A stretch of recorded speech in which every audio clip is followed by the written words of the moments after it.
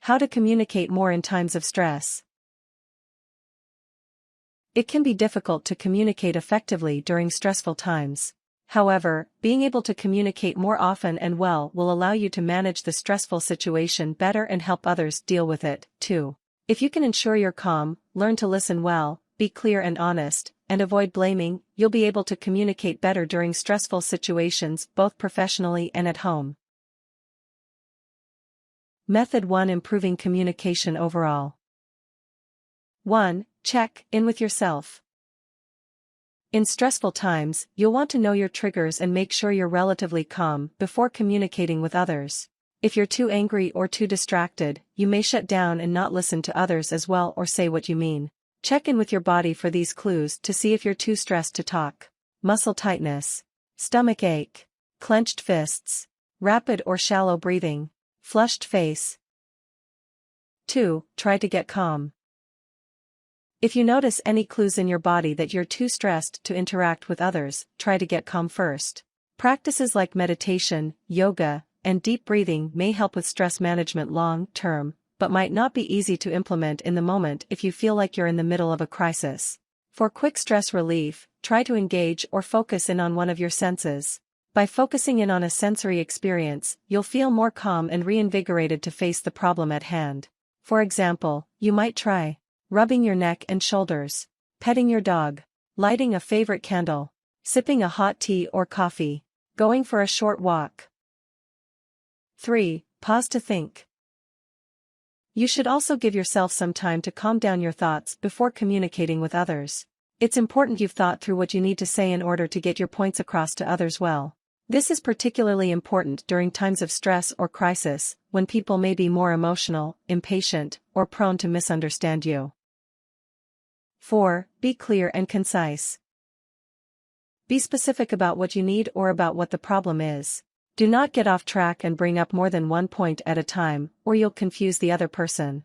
Try to speak with an even, clear tone of voice in order to get your point across more effectively and avoid upsetting who you're with. You can say, "I need to talk about how we spend our money now that I've lost my job. I am worried about spending too much and wanted to brainstorm with you what we could do differently. Can we talk about this?" 5. Learn to listen actively. If you want to communicate effectively when you're stressed, you'll need to learn to listen well, too. To truly listen, you'll need to try to understand both the words and emotions behind what someone is saying. Listening well will actually lower stress for both of you and leave you both feeling like you understand each other. To listen well, you should avoid checking your phone or looking at other things while they're talking. Avoid interrupting. Nod, smile, or say yes periodically to show you're following along. Reflect back what they said to make sure you understand. 6. Be nice. Being nice and showing empathy toward others will improve communication. You don't have to agree with everything they say or feel, but try to put yourself in the other person's position to understand them better. Some patterns of communication that are not nice and that you should avoid include judging, criticizing, blaming, name-calling, telling someone how they should feel. 7. Try being more assertive. Being assertive is essential to communicating well with others, but does not mean you have to be mean. When you assert yourself, you're able to calmly and honestly express your needs, as well as listen to and respect what others need. To be more assertive, remember to value your own opinions, needs, and wants just as much as anyone else's. Say no and know your limits. Ask for help and feedback. Recognize and seek clarity on the other person's needs or emotions. 8. Negotiate a compromise. Sometimes in order to reduce stress for everyone you'll have to reach a compromise. A compromise may be especially useful and beneficial to you and your relationship with the other person if the other person is more passionate about their point of view. Compromising shows that you've been listening, that you care, and that you're invested enough to work with the other person to find a solution that you both can live with. For example, you can say, "Maybe I am being overly concerned about our spending.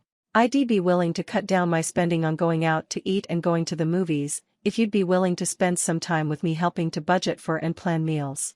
What do you think?" 9. Pay attention to your non-verbals.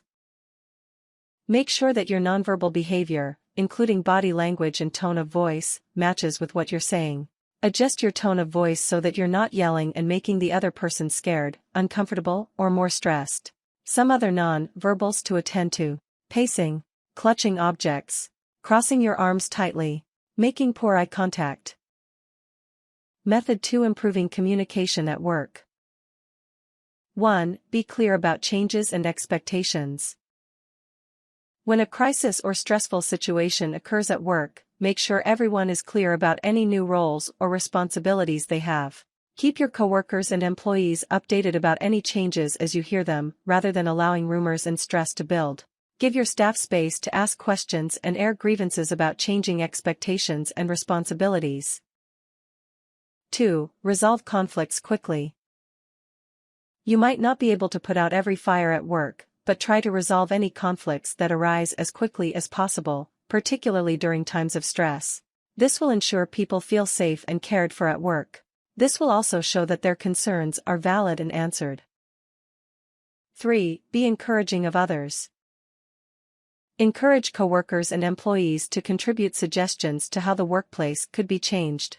Encourage your coworkers and employees to pay attention to their emotional needs, particularly if they are getting too stressed at work. You can also be encouraging by recognizing that everyone has limitations, providing training and skills, building opportunities, taking time to listen to and help people define their goals. 4. Make work a safe place. Keep a work environment as safe as possible at all times, but especially during times of crisis and stress. This will help everyone feel cared for and will help to minimize the stress load. Some ways you can make work a safer place include: encourage taking breaks or time off. Ensure adequate lighting and a clean environment. Establish quiet areas where workers can have some respite from noisy or stressful conditions. Provide opportunities for workers to get counseling if needed. Allow more inexperienced workers to have a more experienced worker or buddy they can reach out to for support. 5. Hold regular meetings.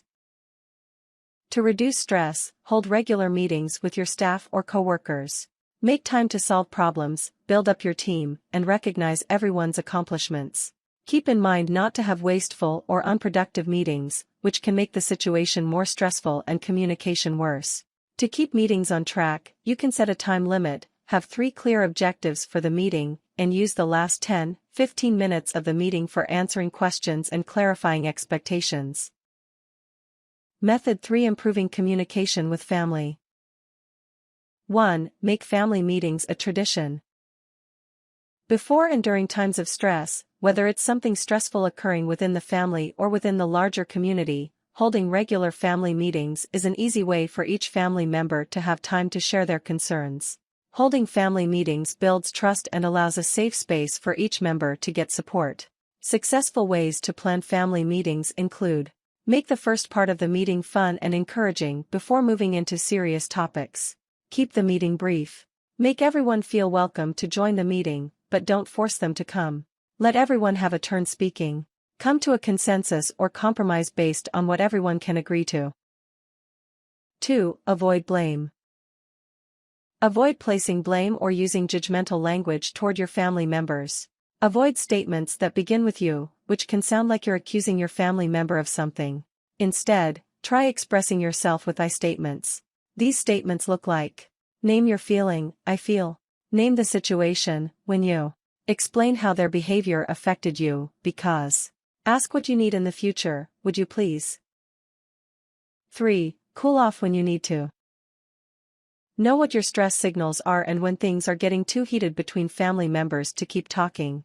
Make sure you take a break when communication is too difficult, otherwise you might get trapped in blaming or criticizing other family members and not really listening to them. Take a break to do something fun or relaxing to reset.